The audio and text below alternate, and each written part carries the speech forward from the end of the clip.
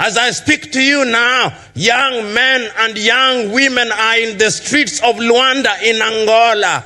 Who cast us? Who bewitched us? That we cannot do what must be done. These are the questions. Ladies and gentlemen, I know it ought to be celebration, but how can I speak the language of a wedding at a funeral? Let me do what Nigerians do best by saying that I stand on the protocols already established. I think it is a clever way of ensuring that I do not annoy anybody by forgetting them, and is a very nice way. But it would be remiss on me if I did not recognize the chairman of Island Club who invited me to this occasion. Honorable Chairman, accept my gratitude. It is also proper and fitting that I recognize your dear wife, and equally proper and fitting that I recognize our chief host, who is the governor of the state of Lagos, and to recognize the former chairpersons, the trustees, and the distinguished members who are here present, as well as the distinguished discussants. Permit me to congratulate the Federal Republic of Nigeria on the occasion of her 65th birthday since she regained her independence from the British colonizers.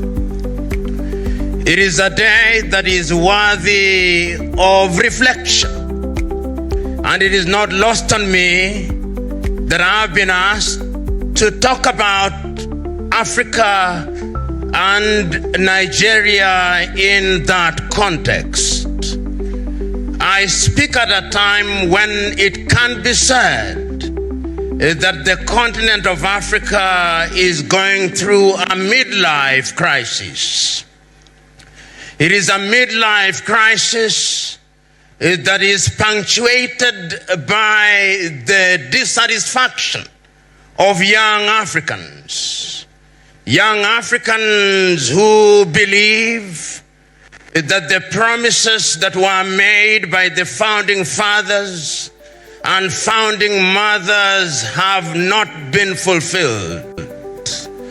It is a demonstration of the fact that there is a lot of work to be done. But it is on an occasion such as this that is also incumbent upon us to remember by dint of history that the post-colonial African state, as we know them today, were designed to fail. In fact, it is true that the erstwhile colonizers, whether they are sitting in London, England, or in Paris, in France, or in Madrid, in Spain, or in Lisbon, in Portugal, or in Brussels, in Belgium, they are waiting for the African countries to collapse, that they may write the obituary. The fact that we are here and celebrating 65 years since we regained our independence is a demonstration that we have refused to fulfill the prophecies of the colonizer turned neo-colonizer. But yet, it is also important to remind ourselves that the time has come when we can no longer afford the luxury of attributing our failures to colonization. We have had occasion to do many things, and indeed it can be said that we have done many things, but there is a sense in which we continue to punch below our weight. We must also remind ourselves that it is true that we are not the only peoples who are colonized. There are others who are colonized, others who we may describe as our colonial age mates, and for some reason they appear to be doing better than us. So on this occasion we must ask ourselves, what is it that we can do better? And the country that must ask that question more than any other country in the continent of Africa is the Federal Republic of Nigeria. The reason why she must do so is because out of every 5 Africans, 1 is a Nigerian. The reason why she must do so is because over 300 million people live within the territory of Nigeria. And I want to submit to Nigeria that the day you do your census properly, you will discover that you are actually 350 million. I look forward to that day when Nigerians will discover their number in this continent. And let us go down to history. Why are we assembled here? Are we assembled here simply because it is a jamboree at which we pat our backs? Are we assembled here simply to remind ourselves that 82 years ago the Island Club was established? Are we assembled here merely to remind ourselves that 65 years ago Nigeria regained our independence? Or we are assembled here to do all those, but also to ask difficult and uncomfortable questions?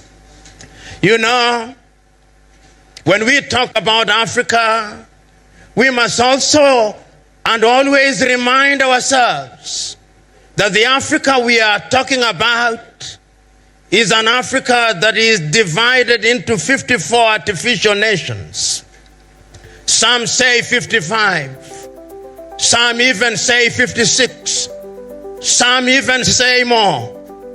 But we must remember that as this club was being established in 1943, and the chairman has already said that it was the ground upon which courage was incubated. All of you who are present here to remember what the men and women who are assembled here were thinking about. In those days, when not every Nigerian could be allowed in these places. In those days, when Africans were considered to be children of a lesser God. In those days, when the British were quick to remind us that we were different because we were Hausa, because we were Fulani, because we were Yoruba, because we were Igbo, because we are Kalabari, and they were sowing the seeds of discord, that even when we regained our independence, we would not last for too long. We must ask ourselves what was going on in their minds. And those of you who are students of history will remember in 1945 in Manchester, in the United Kingdom, when Africans in the continent and those in the diaspora met for the first time and were talking about Pan-Africanism, Nigeria was ably represented in that forum by Obafemi Awolowo. And if you remember what he, among others, said during that period, he was reminding us that once we regained our independence in and of itself was not sufficient. Independence was only going to be the beginning. The question is, did we begin well?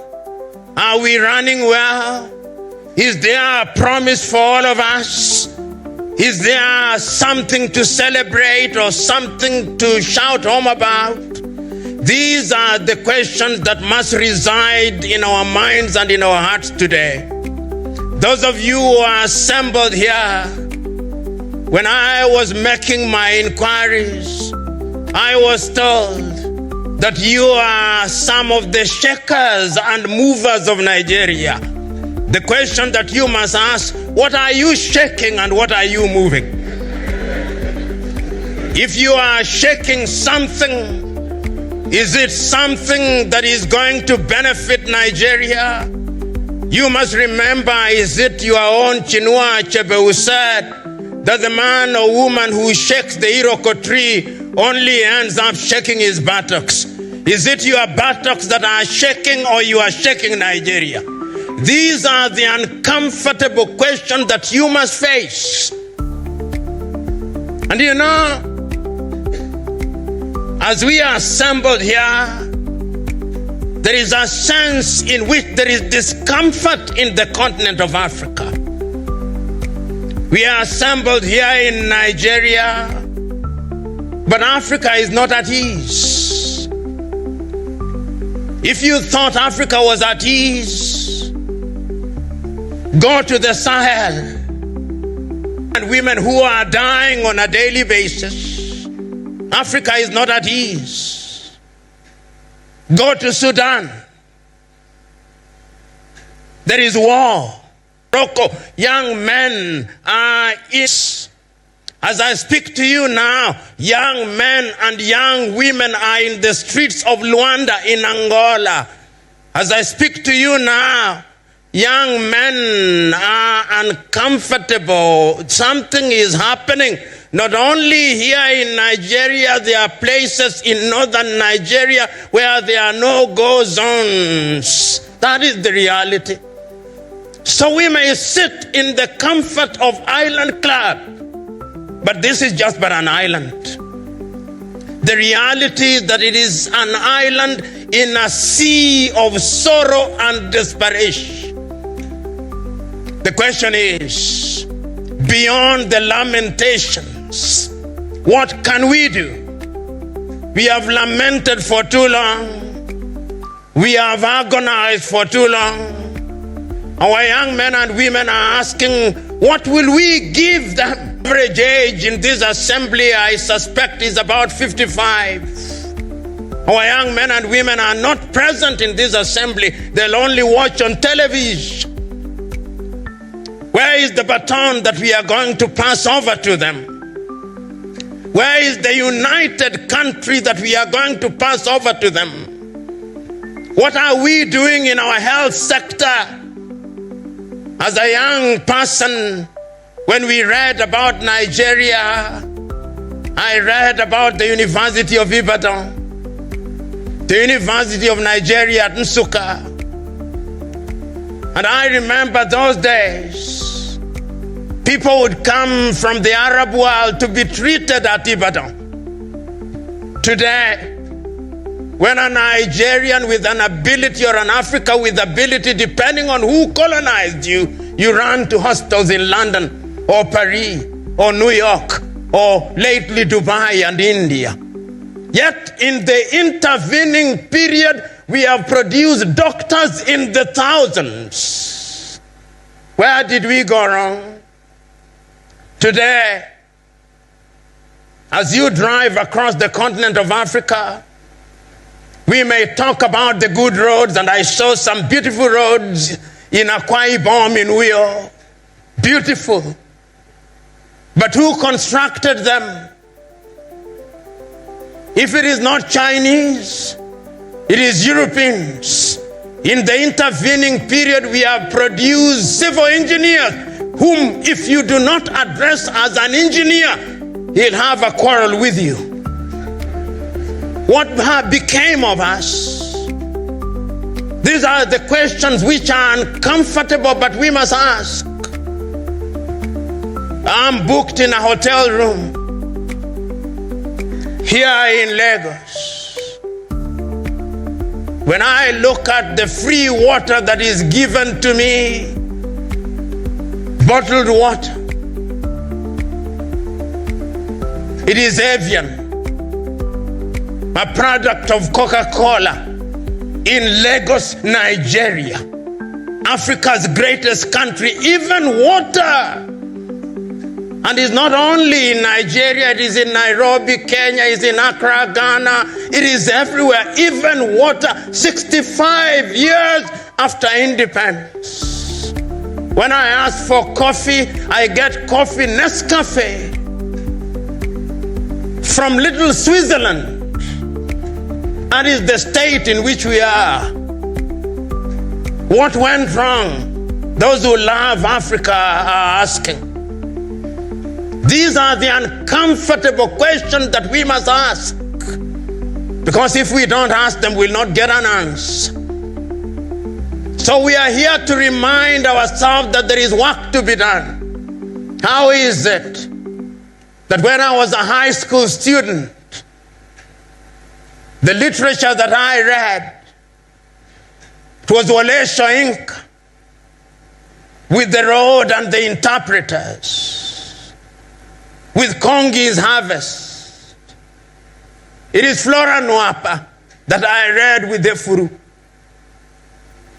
It is Chinua Achebe that I read with Things Fall Apart, No Longer at Ease, Antilles in the Savannah.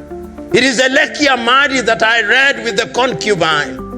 Today, when I travel across Africa and I ask, do you know Chinua Achebe? Do you know Wole Soyinka? No, they don't. What happened to us? When I read history, we were taught about Nnamdi Azikiwe. And we called him, even in Nairobi, Kenya, Zik of Africa. We are taught about Sir Ahmadu Bello, Abubakar Tafawa Balewa, Obafemi Awolowo. Later we learned about Olusegun Obasanjo. Agui Ronzi, whether you like them or not is a different debate, but we were taught them. Today, you go to the capitals of Africa, you go to Benin, and you ask the Beninois, who is the president of the Federal Republic of Nigeria, 8 out of 10 do not know and perhaps do not care. What became of us? Why is it? Last week, there was the United Nations General Assembly. Even when the President of the United States of America was insulting everybody, African leaders sat there. But when their fellow African head of state is talking, they are busy doing other things. Who cast us? Who bewitched us? These are the uncomfortable questions that we must ask here. We have been too nice to each other for too long. The net effect is that if you go into any African environment, if you go to any African school and you ask young men and women, do you want to leave Africa? 9 of them want to run away. That is why they are dying in the Mediterranean Sea. That is why they are dying off the coast of Senegal. That is why they are being humiliated at embassies. You go to the embassy of any Western country, in any African country, and you'll see the humiliation. They ask you, even your great-great-grandmother who died long before you are conceived as an idea.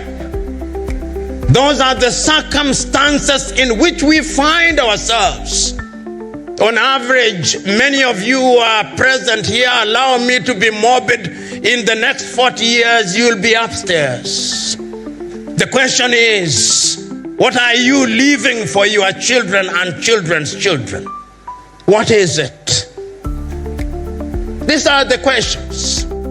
These are the uncomfortable questions that we must ask.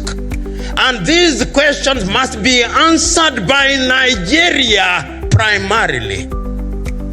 I've said not once, not twice, but times without number, that the day Nigeria wakes up, that is the day Africa wakes up.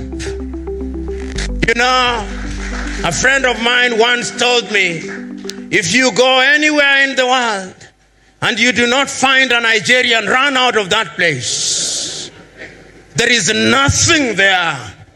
And those of you who have had occasion to travel, you go to different parts of the world, you look for the best doctors, Nigerian.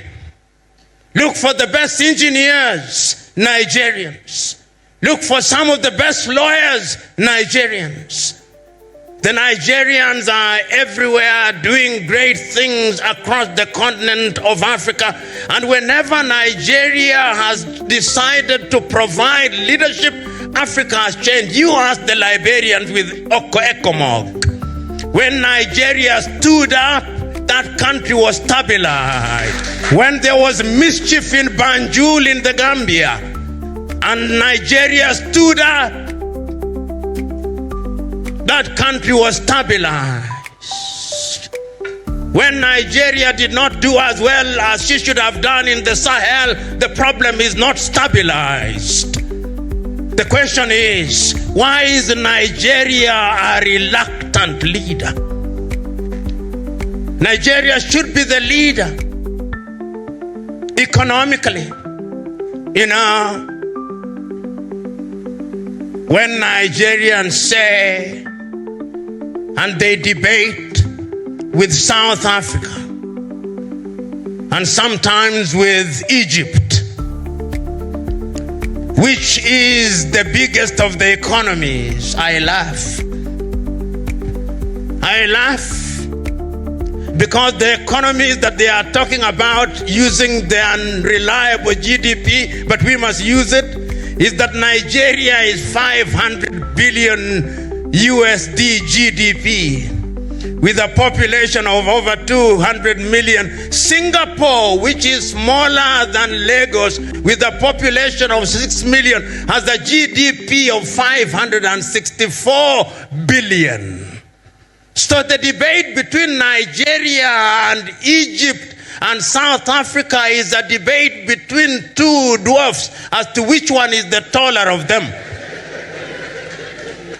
Even if one is taller than the other, they are still dwarfs. The day that I will celebrate Nigeria is the day Nigeria tells me we are 2 trillion economy. And Nigeria can achieve it. And Nigeria must achieve it. What does Nigeria not have? Is the oil that is produced in Nigeria different from the oil that is produced in Saudi Arabia? Is it different than the oil that is produced in Kuwait, that is produced in Bahrain, that is produced in Qatar? Why must Nigeria not be the leader that has pipelines across the continent of Africa? Why can she not do it? She can. But we have allowed ourselves to be paralyzed by analysis and to be paralyzed by lamentation.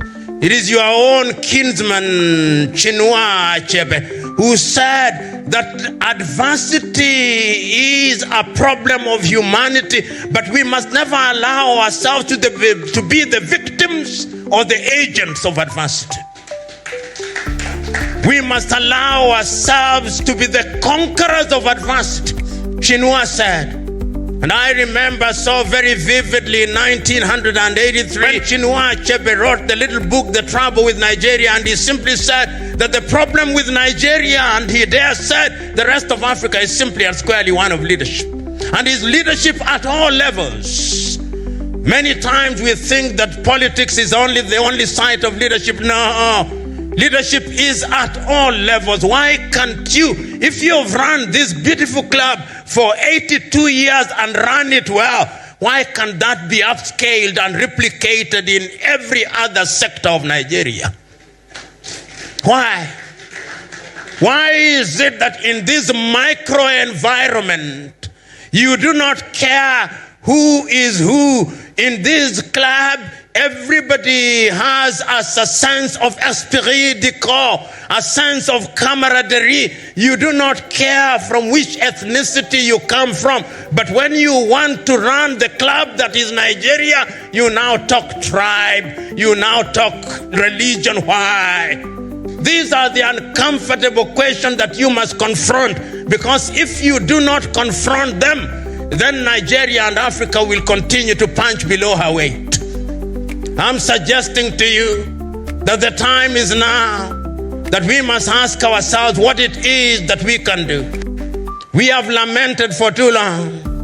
Let us now ask ourselves what it is that Nigeria can do in the area of education. You know, many of you who are present in this assembly may be described as upper middle class or the top class. Best of the best. You are the crème de la crème of Nigeria.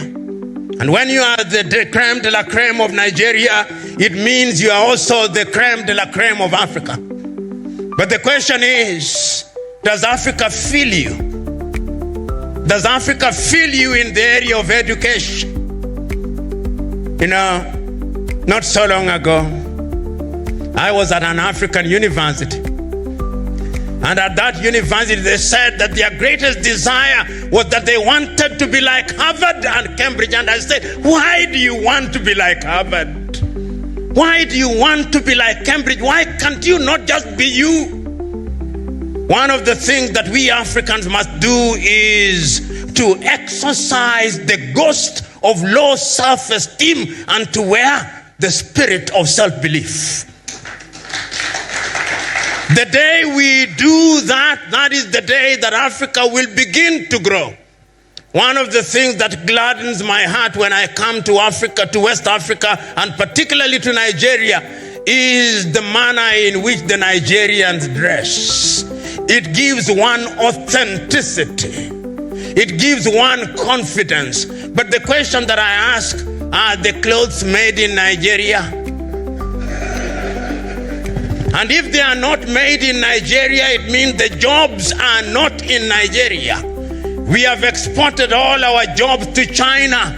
I'm asking us that if Africa and Nigeria is to be resuscitated to realize our potential, I want to see Nigeria grow in higher education. The other area in which Nigeria must provide leadership is in the area of the economy.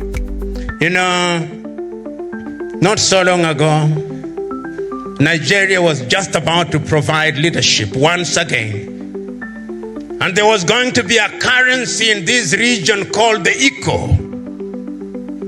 And we were all happy, those of us who love the continent of Africa. We were looking forward to the day when you would come here and I would have the ECO, not the dollar. Something happened. I'm asking you who are shakers and movers. Shake those who are in government. Honorable Governor, Deputy Governor, ask yourself, 20 years from today, when you are no longer governor and history is written about you, what will they say? What will they say of your watch? What did you deliver? What did your administration deliver? History is harsh. It passes verdict that is without emotion. I'm asking all of us who are present here to ask those uncomfortable questions in the area of the economy. I'm asking those of us who are here to ask in the area of health. Why is it that young Africans are still dying of diseases that were conquered by Europe 100 years ago? What is happening to us? Why is it that when we have COVID, we have to import things from China? What became of our pharmaceutical industries? What became of our research institutes? Why do we pay our academics a pittance, peanuts, while our thieves thrive? Why? These are the questions that we must ask. We are talking at a time when we are talking about the Africa Agenda 2063 and Africa Continental Free Trade Area. What are we going to trade in if we are not manufacturing? A friend of mine whom I met when I was being brought to this site I refuse to do so. And I'll not speak for too long either, because the issues that I'm raising are known. They are known because they have been spoken about. They are known because your former leaders have spoken about them. If you look at the writings of your former presidents, the statements of your politicians, the writings of Olusegun Obasanjo in his book, My Watch, he says, among other things, that potential is nothing if it is not realized. I look at the early statements of Sahamadu Bello, the early statements of Obafemi Awolowo, the early statements of MKO Abiola, the early statements of the two Ojukus, the father and the son. And I ask myself, what can we do now? And I know what we can do. The first thing that we must do today to commemorate the 65 years since Nigeria regained independence is for Nigeria and Nigerians to make a solemn resolve that is no longer business as usual. That from today on, Nigeria is going to provide leadership. Leadership in the economic arena. That we are going to hear more Nigerians talk about the Africa Continental Free Trade Area. That we are going to hear Nigerians talking about the diversification of the economy. That we are going to hear Nigeria talk about agriculture. That we are going to hear Nigeria saying that we are no longer going to import our chicken from Brazil. That we are no longer going to import our rice from Pakistan. That we are no longer going to have on our tables anything called English tea. That we are no longer going to have Nescafe on our table. That we are no longer going to import palm oil from Malaysia. That we are going to diversify our economy. That we are going to revive our leather industry. That we are going to revive our industry so that we can create jobs here. That Nigeria is going to be open space for the rest of Africa, that Nigeria is not going to ask for visas, that Nigeria is not going to ask me for a landing pass when I come to Nigeria. How can the mother country ask me for a landing pass? That Nigeria is not going to ask me for visas when I come here. This is our Mecca, so to speak, and we should be able to come here without any hindrance whatsoever. Nigeria must do that if the continent of Africa is to realize our potential. And I'm suggesting that you must also open up your education. Our young men and women who are going to study in Europe and America, if there were no ASU strikes, we would be coming to Ibadan. We would be coming to Nsukka. We would be coming to the Lagos School of Business. We have enough intellectuals to make us come here, and you can make the money through education. I'm suggesting that you can do that. I'm also suggesting that your airline must now be revived. Nigeria cannot be a country without an airline. How can it be? It can be done. There are many Nigerians. When I see Air Peace, when I see Air Ibom, I know that it can be done for it to be done. Ladies and gentlemen, I wish not to speak for too long. Let me now move toward the conclusion, because conclude I must. We are at a difficult time in Africa, and that time can only be resolved if we make a solemn resolve. Today we must remember the words of those who are in the forefront of leadership. Today I remember the words of a great South African, a man who you must know, Pixley Kaisa Kaseme. Speaking in the year 1906, he said that Africa must be regenerated. And I'm suggesting that it is Nigeria that must be in the forefront of the regeneration of Africa. I'm also hearing it being said in 1957, on the 6th day of March 1957, the Osage for Kwame Nkrumah said that the independence of Ghana meant nothing. Today I'm saying that the new liberation of Africa will only happen if Nigeria is in the forefront. I'm urging you, you movers and shakers, go out there and move and shake the political leadership so that they are able to do that which is good and right. You have the ability, because if you don't do it, history will judge you harshly. Lastly, I want to conclude with these words of James M. Kwejiragri of Ghana, who said that we are eagles, but we have been fed on chicken feed for too long. Let us today abandon chicken feed. Let us become eagles that we may fly.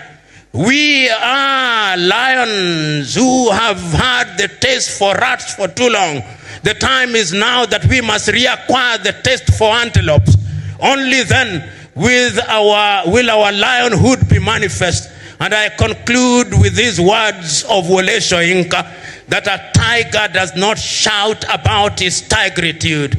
You follow the path of a tiger and you see a duiker dead, and you know that some tigritude has emanated from there. So go out there and be what you must, lions. Go out there and be what you must, tigers. Go out there and be what you must, eagles. It can be done and it must be done, and it is you whom are movers and shakers who must do it. God bless you.